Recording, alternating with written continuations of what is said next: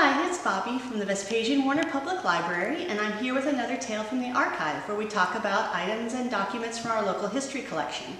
I never thought I would ever say this, but today's involves Fidel Castro.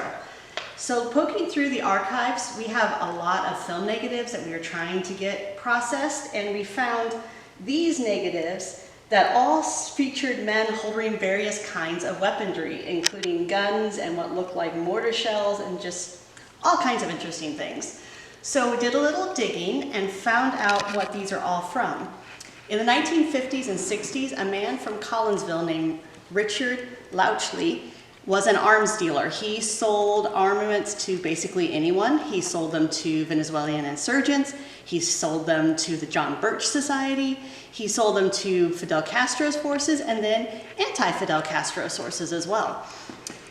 Well, in 1964, Lauchley set up shop in what is essentially a U-Haul van near an abandoned farm near Wapella, and he decided to sell 25 Thomas submachine guns to a South American general for $7,000.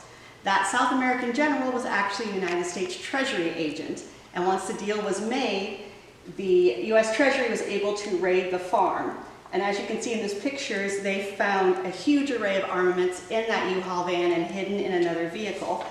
And just reading some of the inventory, recoilless rifles, 75mm projectiles, again the submachine guns, boxes and boxes and boxes that totaled up to 1,080 rounds of 50 caliber ammunition, bolt handles for the machine guns, machetes, 99 barrels and receiver assemblies for the machine guns, 2 25-pound bombs, and a flamethrower.